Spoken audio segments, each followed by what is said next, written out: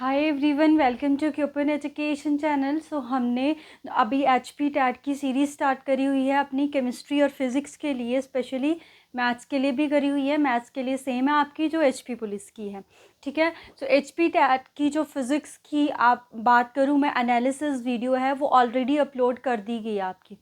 एक minute.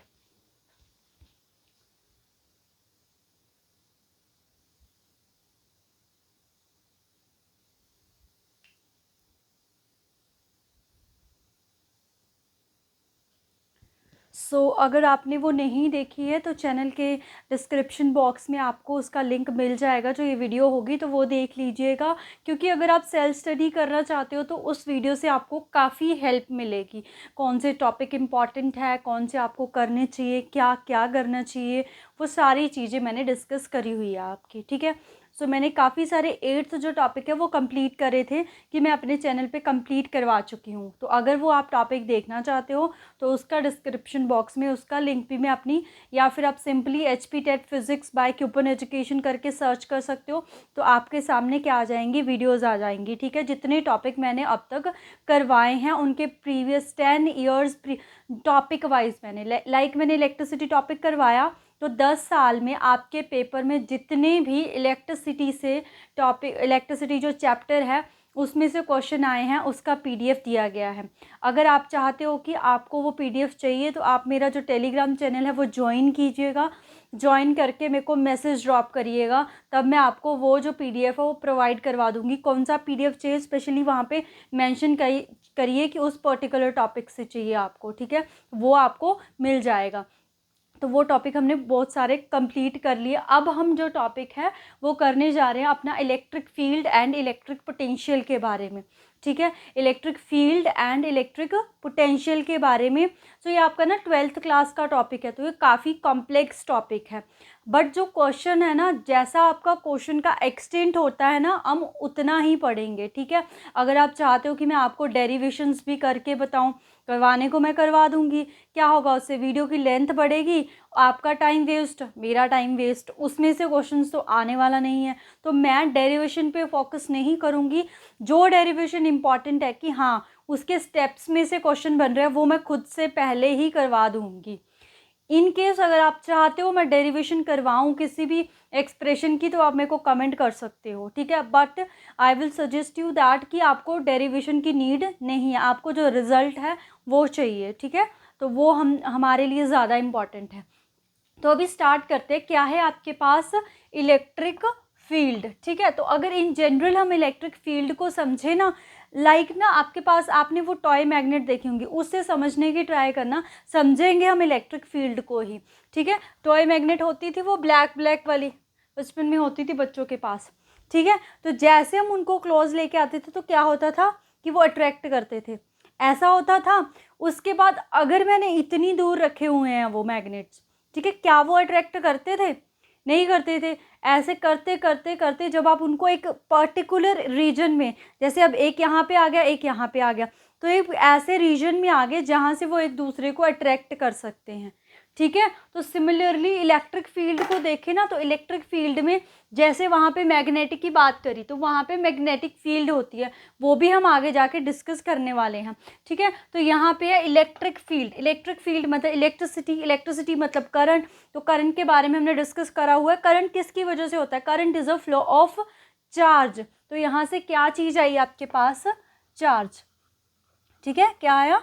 Charge. तो इस चार्ज के अराउंड जो स्पेस है आपका, ये जो स्पेस है अराउंड, मतलब कि स्पेस, अगर आप डेफिनेशन लिखना चाहते हो कि स्पेस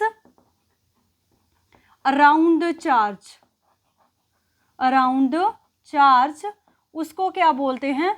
उसको बोलते हैं आपकी इलेक्ट्रिक फील्ड। इलेक्ट्रिक फील्ड को ऐसे डोनेट करते हैं, क्योंकि वेक्टर क्वांटिटी है तो स्केलर वेक्टर बिल्कुल डिटेल में डिस्कस किया गया है, तो आप वो चैनल पे विजिट कर सकते हो। तो इलेक्ट्रिक फील्ड को हम ऐसे रिप्रेजेंट करते हैं। तो मतलब जो हमारे पास चार्ज है उसके अराउंड जो वो पर्टिकुलर स्पेस है, कि अगर उसकी स्पेस में कोई यहाँ पे चीज़ आएगी, वो डिपेंड करता है कैसी चीज़ आ रही है, तो वो उसको अट्रैक्ट करेगा या फिर रिपेल करेगा। तो वो जो स्पेस है जहाँ पे चीज़ें अट्रैक्ट और रिपेल होंगी उसको क्या बोला जाता है? इलेक्ट्रिक फील्ड, ठीक है।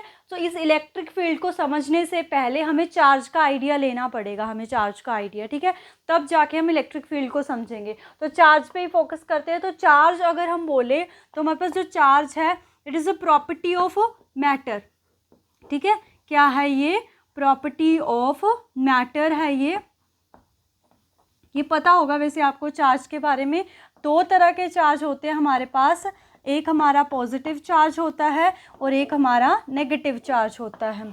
अगर हमारे पास सिमिलर चार्जेस है, सिमिलर है तो क्या करते हैं, वो क्या करते हैं, रिपेल, ठीक है। उसके बाद अगर हमारे क्या है, डिफरेंट चार्जेस है या फिर अपोजिट चार्जेस है, वो क्या करते हैं, अट्रैक्ट।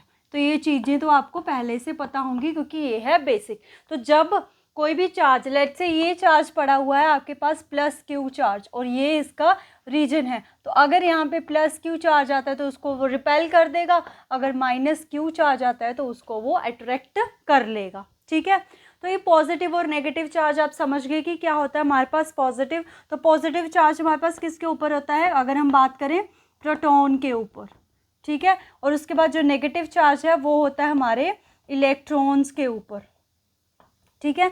बाकी अगर हम चार्ज की बात करें कि इनके ऊपर जो चार्ज है उसका अमाउंट कितना है, 1.6 इंटू में 10⁻⁻⁻19 कूलम। तो आपके चार्ज की यूनिट क्या होती है, कूलम।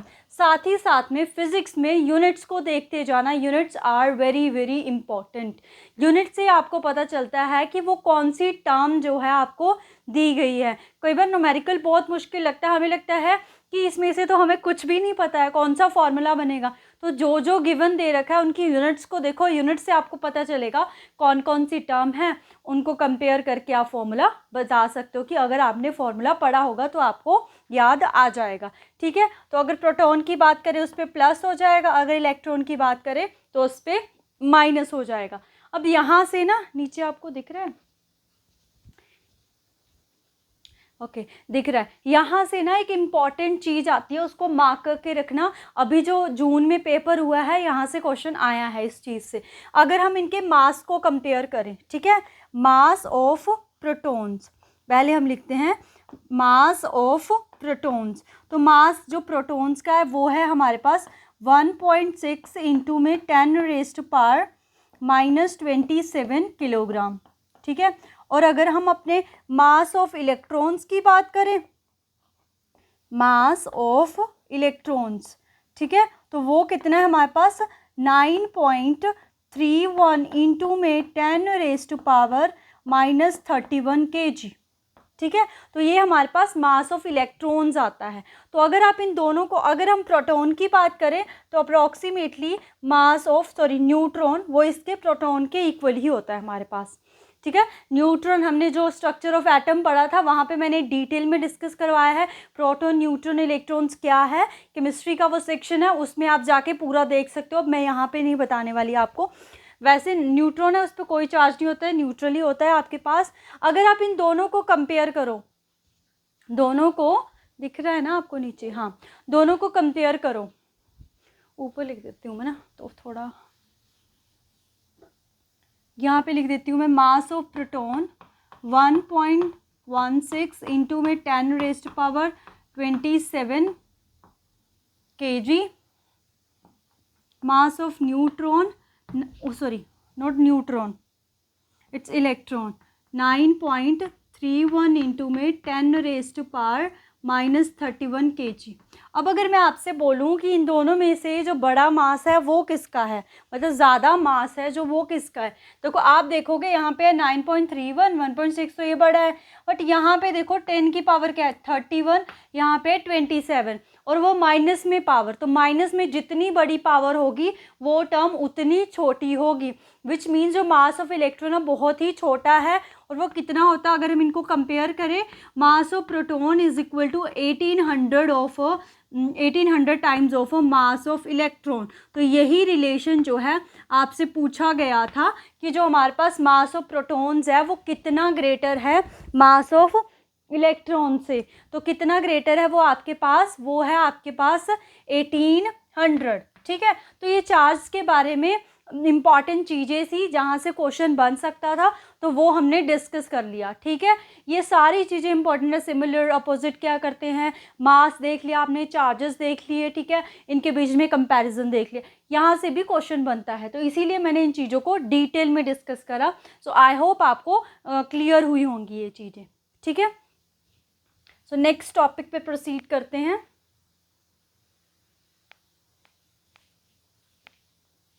नेक्स्ट है हमारे पास, अभी भी हम इलेक्ट्रिक फील्ड पे नहीं पहुंचे हैं। नेक्स्ट जो टॉपिक है वो है हमारे पास कूलम्स लॉ। क्या है आपका? Coulomb's law. आपको ग्रेविटेशनल लॉ याद है? ग्रेविटेशनल लॉ ऑफ ग्रेविटेशंस क्या है? उसमें क्या होता है कि जो फोर्स है वो डायरेक्टली प्रोपोर्शनल होती है product of the masses of a two bodies and inversely proportional to the square of the distance between them. जैसे हम प्रोपोर्शनैलिटी हटाते हैं, जी कांस्टेंट आता है, वैसे होता है ना। वो था हमारे पास ग्रेविटेशनल लॉ, ये है हमारे पास कूलम्स लॉ। वहाँ पे मास की बात की गई थी, यहाँ पे हम किसकी बात करेंगे? चार्जेस की। सेम वैसे ही चलेगा कि जो हमारी फोर्स है वो डायरेक्टली प्रोपोर्शनल होगी, क्योंकि दो चार्जेस होंगे उनके प्रोडक्ट के इक्वल, Q1 अपॉन में Q2, और इन्वर्सली प्रोपोर्शनल होंगी 1 अपॉन में R square, distance between the them. तो जब इनको कंबाइन करेंगे तो क्या बनेगा?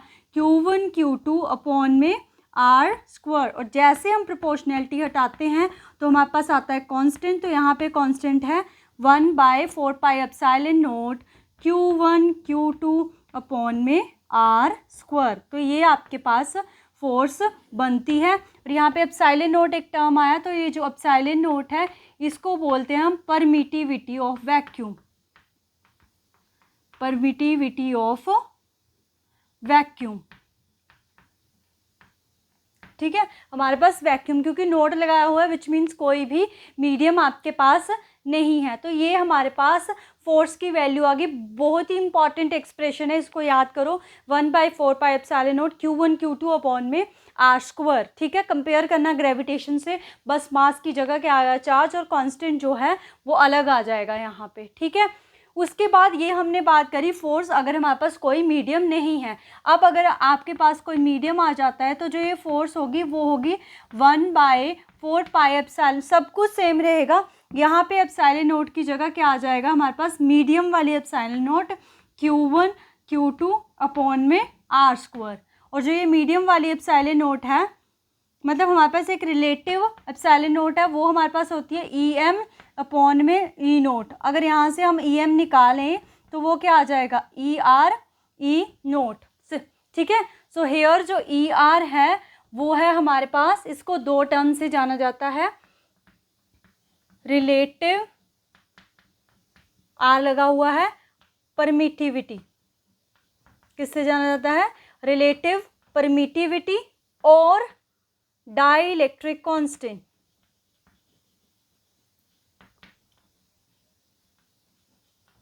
ठीक है, कई बार इसको K से भी डोनेट कर देते हैं।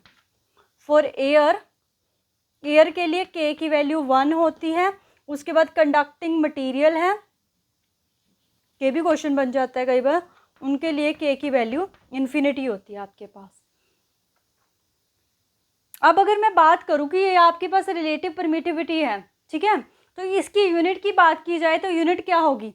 तो इसकी जो वैल्यू है वो किसके ऊपर है? तो परमिटिविटी है मीडियम और वैक्यूम की। तो परमिटिविटी से परमिटिविटी कैंसिल, तो कोई भी यूनिट नहीं बचती है, विच मीन्स रिलेटिविटी जो कांस्टेंट है वो है हमारे पास डायमेंशन लेस, और हम बोल सकते हैं यूनिट ऑल्सो यूनिट लेस, कि कोई भी यूनिट जो है वो इसकी नहीं होती है।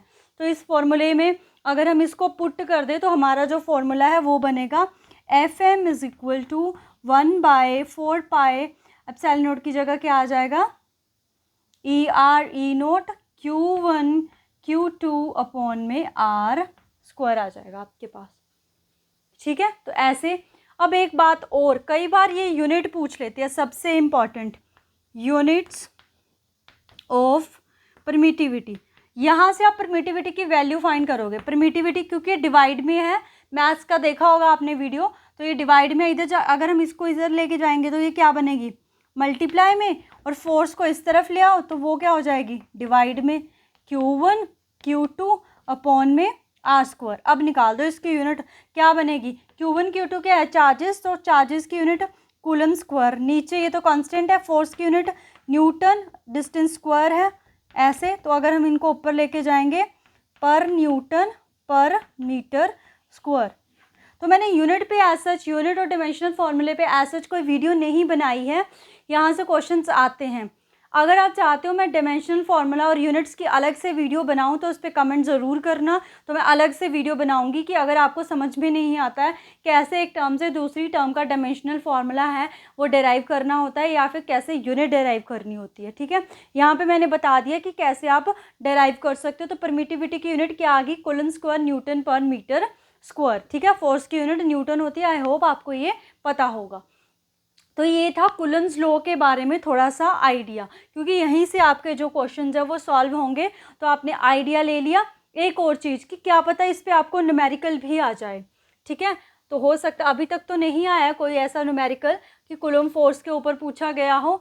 तो इसमें जो ये टर्म है ना 1/4 पाई एप्सिलॉन नॉट, इसकी वैल्यू होती है आपके पास 9 इंटू में 10⁻⁹ न्यूटन स्क्वायर, नहीं न्यूटन मीटर स्क्वायर पर कूलम, ये इसकी यूनिट होती है। क्योंकि एप्सिलॉन नॉट नीचे है ना तो वो ऊपर जाएगा, तो ये हमारे पास यूनिट जो है पॉजिटिव बन जाएगी।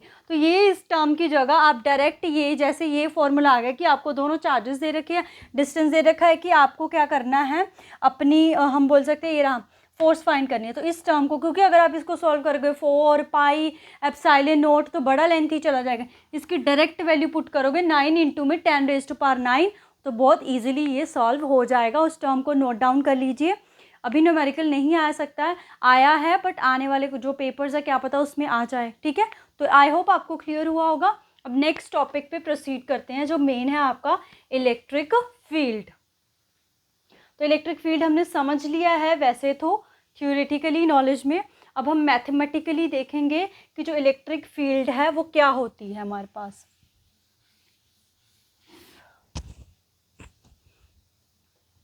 सो इलेक्ट्रिक फील्ड जो है वो हमारे पास फोर्स अपॉन में चार्ज के इक्वल होती है। फोर्स अपॉन में चार्ज के इक्वल होती है। तो अभी अभी हमने फोर्स फाइंड करी थी, तो फोर्स की वैल्यू कितनी आई थी, 1/4 pi epsilon not Q1 Q2, मतलब ऐसे कर लेते हैं, एक स्मॉल चार्ज और एक कैपिटल चार्ज, नीचे तो स्मॉल है ही है, आर स्क्वायर। तो क्या बनेगा, Q से Q कैंसिल, तो इलेक्ट्रिक फील्ड किसके इक्वल आ गई, 1/4 pi epsilon naught Q upon में R square. Very very important formula है ये, इसको आप नोट डाउन करो। ठीक है, बहुत ही इंपॉर्टेंट है, यही आगे जाके यूज़ हो रहा है बार बार ये फॉर्मूला। तो electric field is equal to 1/4 pi epsilon naught Q upon में आर स्क्वायर। कूलम्स लॉ की तरह ही है, क्योंकि इलेक्ट्रिक फील्ड अपॉन में चार्ज होती है, तो एक चार्ज कैंसिल हो चुका है आपका। ठीक है, अब बात आती है एसआई यूनिट की। वेरी वेरी इंपॉर्टेंट है, अच्छे से देखना अब मैं क्या बोल रही हूँ यहाँ पे और कैसे क्वेश्चन आता है आपका। तो एसआई यूनिट की बात करें, फोर्स है, फोर्स की यूनिट क्या होती है, न्यूटन, और ये चार्ज है, इसकी यूनिट क्या होती है, कूलम। तो यहाँ से यूनिट बनेगी न्यूटन पर कूलम। ये तो फॉर्मूले से बन गई, बट जो क्वेश्चन फ्रेम होगा उसमें ये लिखेंगे ही नहीं। वो देखो उसमें पता क्या लिखते हैं वो यूनिट, वोल्ट पर मीटर, ये यूनिट लिखते हैं।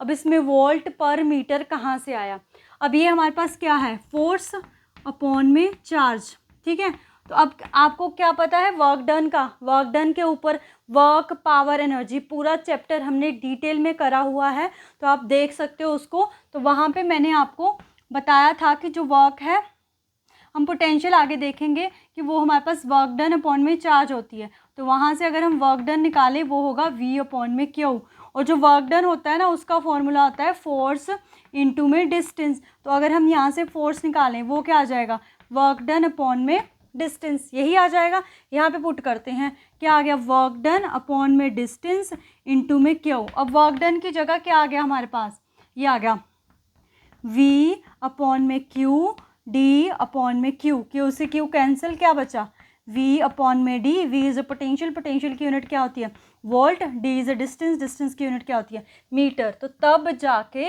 ये यूनिट आपकी फ्रेम हुई है, वोल्ट पर मीटर। तो आई होप आपको ये क्लियर हुआ होगा। वेरी वेरी इंपॉर्टेंट फॉर्मूला है ये, मतलब आगे भी करना है मैंने। वैसे इलेक्ट्रिसिटी चैप्टर में जहाँ पे हम करंट पोटेंशियल पढ़ते हैं वहाँ पे मैंने आपको ये फॉर्मूला बताया हुआ है। इनके बहुत सारे क्वेश्चन जो है वो भी हमने सॉल्व करे हुए हैं, ठीक है। तो वहाँ से ये फॉर्मूला आया, कैसे इसको कंपेयर करके ये बना, ये मैंने आपको यहाँ पे बता दिया कि इसकी यूनिट जो है वोल्ट पर मीटर भी हो सकती है। अब बात आती है डायमेंशनल फार्मूले की, क्योंकि क्वेश्चन जो है डायमेंशनल फार्मूले के ऊपर भी आता है। तो जो फोर्स है उसका डायमेंशनल फार्मूला होता है ML_T-2, मतलब M1L1T-2। अब ये फोर्स का कैसे बना, तो आप मेरे को कमेंट सेक्शन में बताना कि मैम हमें डायमेंशनल फार्मूला का जो टॉपिक है वो नहीं आता है, तब मैं आपको करवाऊंगी। अभी मैं ऐसे ही प्रोसीड कर रही हूँ। नीचे हमारे पास चार्ज, तो एक चीज़ हमें पता है कि जो करंट है वो हमारे पास चार्ज अपॉन में टाइम होता है। तो अगर यहाँ से चार्ज निकालें तो वो आ जाएगा करंट इनटू में टाइम। तो करंट को हम ए से रिप्रेजेंट करते हैं और टाइम को टी से। तो क्या फॉर्मूला बन गया, ए टी, तो टी ऊपर जाएगा प्लस का है माइनस का ही हो जाएगा। तो ML1T-3 A-1। तो this is the dimensional formula for the electric field, ठीक है। आई होप आपको क्लियर हुआ होगा व्हाट इज इलेक्ट्रिक फील्ड, कैसे कैसे यूनिट्स को डेराइव करते हैं, ठीक है। अब नेक्स्ट जो टॉपिक आता है वो आता है आपका electric field lines.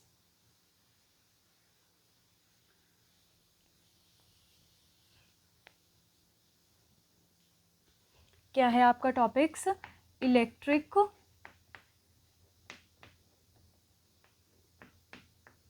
Fields lines, ठीक है। तो आपके पास दो चार्जेस है, लेट्स से ये क्यू चार्ज है, ये आपके पास माइनस, एक मिनट, ड्यूहिली तो नहीं दिख रहा है ना, सब कुछ क्लियर है आपको, यस दिख रहा है।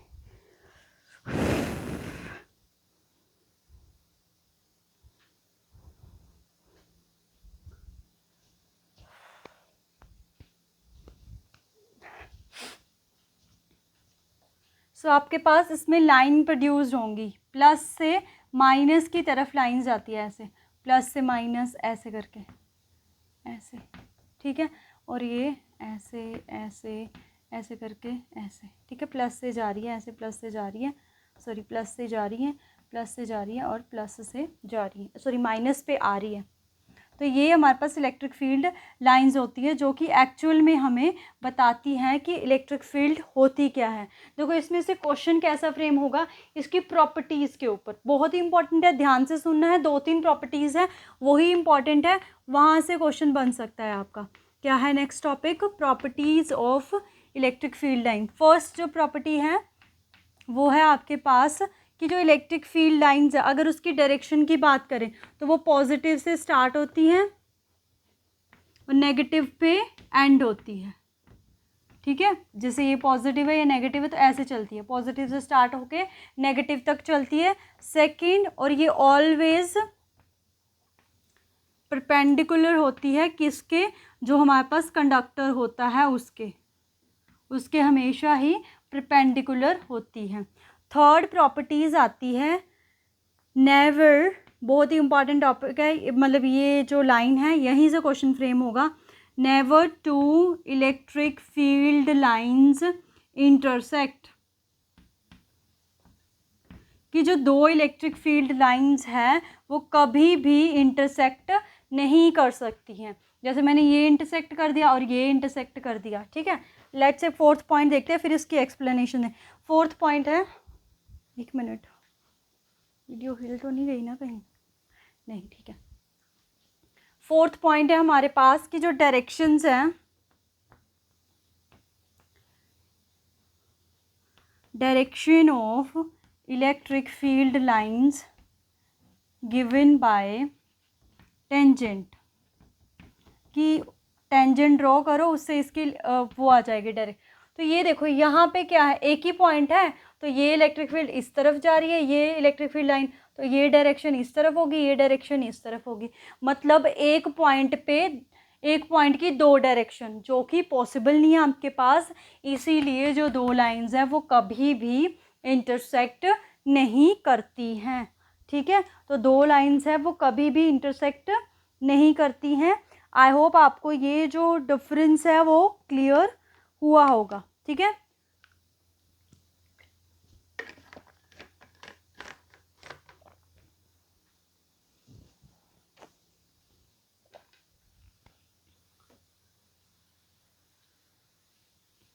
Never two electric field lines intersect.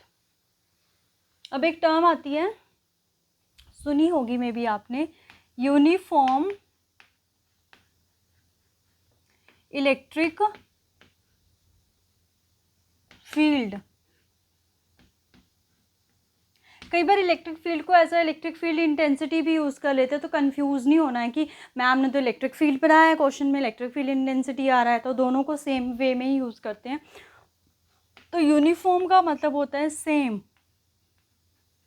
और ये ऐसे बनती है इलेक्ट्रिक फील्ड हमारे पास ऐसे। ठीक है, मतलब क्या है, यहाँ पे बात कर लो, यहाँ पे किसी भी पॉइंट पे बात कर लो, इलेक्ट्रिक फील्ड की वैल्यू क्या है, सेम। तो ऐसी इलेक्ट्रिक फील्ड को क्या बोलते हैं हम, ऐसी इलेक्ट्रिक फील्ड को बोलते हैं हम यूनिफॉर्म इलेक्ट्रिक फील्ड। ठीक है, क्या बोलते हैं आपका, यूनिफॉर्म। यूनिफॉर्म पढ़ा था ना हमने, यूनिफॉर्म होता है same through out the surface. ठीक है, तो वो चीज़ पढ़ी थी हमने, तो यहाँ पे वही बताई है मैंने यूनिफॉर्म का। कई बार ये क्वेश्चन फ्रेम हो जाता है कि जो ये डायग्राम है बताओ ये कौन सी इलेक्ट्रिक फील्ड का है, तो ये आपके पास है यूनिफॉर्म इलेक्ट्रिक फील्ड का।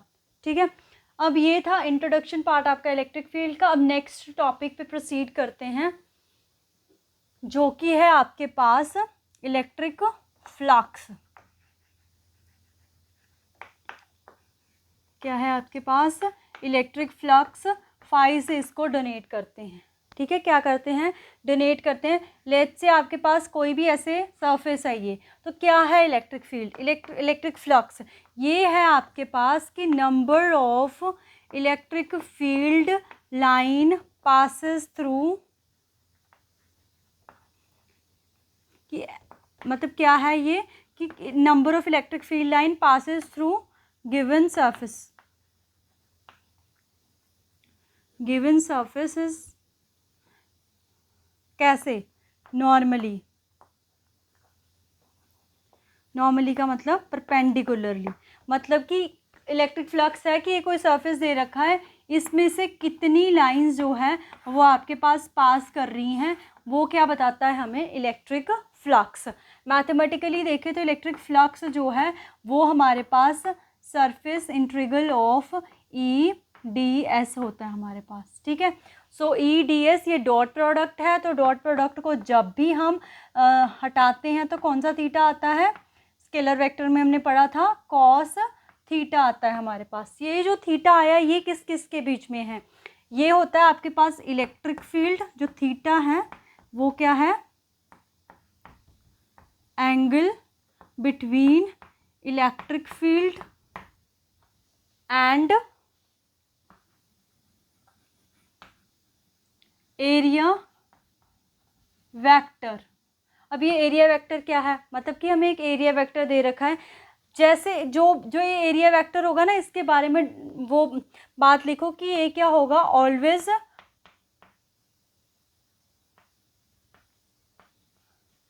Perpendicular to given surface. Let's say ये आपका सरफेस है, ठीक है, तो इलेक्ट्रिक फील्ड जैसे मर्जी जा रही हो, तो आपका एरिया वेक्टर जो है हमेशा ऐसे होगा, इसका कैसे होगा, परपेंडिकुलर, मतलब इसके परपेंडिकुलर है ना, इसके साथ 90 डिग्री का एंगल बना रहा है, तो ये परपेंडिकुलर ही होगा हमेशा ही आपके पास। अब अगर सरफेस ऐसा है आपका, तो परपेंडिकुलर कैसे होगा, ऐसा, तो एरिया वेक्टर या तो ऊपर की तरफ होगा या नीचे की तरफ। अगर आपके पास सरफेस ऐसा है तो एरिया वेक्टर या तो राइट की तरफ होगा या फिर लेफ्ट की तरफ होगा। तो ये एरिया वेक्टर की बात है। तो इसी एरिया वेक्टर और इलेक्ट्रिक फील्ड के बीच में ये जो एंगल है वो रिप्रेजेंट करता है आपके पास। ठीक है, तो ये आपके पास फ्लक्स के बारे में आया। सेम वही बात आती है, इसकी भी ऐसे यूनिट पे चलते हैं हम। क्या होगी ऐसे यूनिट, इलेक्ट्रिक फील्ड है तो अगर हम सिंपल वाली देखें, न्यूटन पर कूलम, एरिया आ गया तो क्या आ जाएगी, मीटर स्क्वायर, या फिर जो दूसरी थी वोल्ट पर मीटर, यहाँ पे मीटर स्क्वायर, 1 मीटर से 1 मीटर कैंसिल, क्या बन जाएगा वोल्ट मीटर। ठीक है, क्या बन जाएगी वोल्ट मीटर। ये वाली जो है वो इम्पॉर्टेंट है। अगर हम किसकी बात करें, यूनिट की बात करें, यहीं से क्वेश्चन फ्रेम हो सकता है आपका।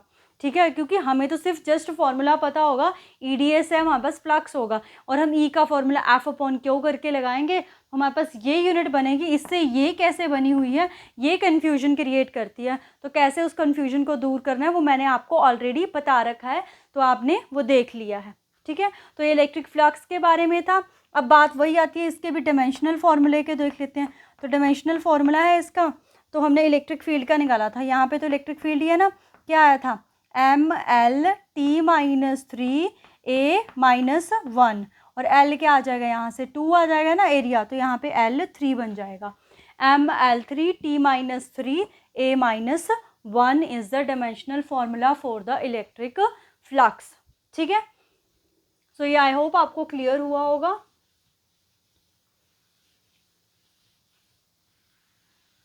अब 2-3 टर्म्स है आपके पास, वो देखते हैं, उसके बाद एक और टॉपिक। तो आज के लिए इतना ही करेंगे, इस चैप्टर को 2 वीडियोस में, नेक्स्ट जो वीडियो होगी उसमें हम ख़त्म कर देंगे। ठीक है, सो नेक्स्ट जो है वो है 2-3 टर्म्स है, लीनियर चार्ज डेंसिटी। ठीक है, कंपेयर करके पढ़ेंगे, फिर नहीं मुश्किल लगता है। लीनियर चार्ज डेंसिटी, उसके बाद आएगा surface charge density, surface charge density, और लास्ट में आएगा वॉल्यूम चार्ज डेंसिटी। इसको हम सिग्मा से लैम्डा से डोनेट करते हैं। ये आपके पास सिग्मा से, और ये आपके पास ऐसे रो से डोनेट होता है। ठीक है, सो देखो चार्ज की बात है तो चार्ज आएगा सभी में। देखो तीनों को कंपेयर करके पढ़ना बहुत आसान लगेगा। चार्ज आएगा इसमें, लीनियर का मतलब क्या है, लेंथ की बात होगी। तो चार्ज डेंसिटी है तो पर यूनिट लेंथ। ठीक है, सरफेस है, सरफेस का मतलब क्या हुआ आपके पास एरिया। तो जैसे वहाँ पे लेंथ आई तो यहाँ पे पर क्या आ जाएगा एरिया, और यहाँ पे वॉल्यूम है तो वॉल्यूम यूनिट क्या आ जाएगी, कूलम की यूनिट है, चार्ज की यूनिट है कूलम, तो पर है per metre, coulomb per metre square, coulomb per metre cube. ठीक है, तो ये टर्म्स है। मेरे को लगता है कि इनके ऊपर कहीं कभी ना कभी जो आने वाले जो पेपर्स देखने को मिलेंगे, यहाँ से क्वेश्चन फ्रेम हो सकता है, क्योंकि सिंपल सी टर्म है। या तो इनके फॉर्मूले के ऊपर क्वेश्चन फ्रेम हो सकता है, या फिर इनकी यूनिट्स के ऊपर क्वेश्चन फ्रेम हो सकता है। ठीक है, तो ये आपके पास टर्म्स थी। उसके बाद आज का जो लास्ट टॉपिक है वो है आपका गॉस थ्योरम। क्या है आपके पास, गॉस थ्योरम। अगर डेरिवेशन के टर्म में देखें तो बहुत बड़ा टॉपिक है, तो हम डेरिवेशन में नहीं जाएंगे, इसकी जो डेप्थ है उसमें नहीं जाएंगे। तो गॉस थ्योरम ने भी फ्लक्स के बारे में ही बताया था, flux in a closed surface, flux in a closed surface, कि अगर आपके पास क्लोज्ड सरफेस हो वहाँ पे हम फ्लक्स कैसे कंसिडर करेंगे। तो इन्होंने बोला था कि जो फ्लक्स होगा Q/में एप्सिलॉन नॉट होगा। तो ऐसे आप यहाँ से इसको याद रखोगे कि जो आपके पास फ्लक्स है वो ऐसे होगा। एक इसकी एप्लीकेशन है, इम्पॉर्टेंट एप्लीकेशन है कि आपको फ्लक्स बताना है किसका, प्लेन शीट का, प्लेन शीट का। ठीक है, तो अगर हम प्लेन शीट का जो फ्लक्स है वो निकालें, I think so, wait a minute,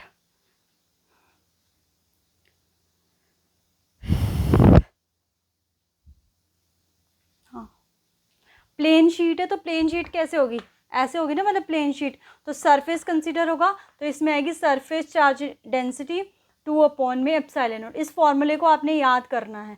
derivation करेंगे बहुत लंबा हो जाएगा, डेरिवेशन में से कोई क्वेश्चन नहीं बनेगा। फ्लक्स है किसकी, प्लेन शीट की, सिग्मा 2π एप्सिलॉन नॉट। इतना आप याद रखना कि प्लेन है तो एरिया आएगा, तो एरिया आएगा, वहाँ से आगे सरफेस चार्ज डेंसिटी, उसमें एप्सिलॉन नॉट तो गॉस थ्योरम में है ही है। साथ में बस क्या आया आपके पास, 2 आया, ऐसे आप इसको याद रख सकते हो। ठीक है, तो ये जो है आगे जाके यूज़ भी होगा आपके पोटेंशियल में, तो आपने याद रखना है। एक और छोटा सा टॉपिक बचता है, वो भी बता देती हूँ, फिर इसको क्लोज करते हैं क्लास को। वो है डायपोल मोमेंट। क्या है आपके पास? Dipole moment. तो इसको करने से पहले हम डायपोल देखते हैं कि it is an arrangement of A 2 charges. Dipole arrangement of a 2 opposite charges, equal and opposite charges separated by a certain distance, that is 2L। तो ऐसी अरेंजमेंट जब 2 चार्जेस इक्वल भी हैं बट अपोजिट है, मतलब 2 कूलम है, 2 coulomb है, but एक इस डायरेक्शन में एक इस डायरेक्शन में, दोनों क्या है? अपोजिट है, और जो डिस्टेंस है बीच में वो कितना है? 2L। मतलब अगर L हमारे पास 4 है तो डिस्टेंस कितना होगा? 8 होगा। तो उस अरेंजमेंट को हम क्या बोलते हैं? डायपोल। तो इस डायपोल से आता है डायपोल मोमेंट, जिसको हम P से डोनेट करते हैं। ये हमारे पास होता है प्रोडक्ट ऑफ आइदर चार्ज, क्योंकि चार्ज तो सेम ही है उसका, वो तो साइन बताएगा हमें, मल्टीप्लाई में लेंथ जो कि है इसकी 2L।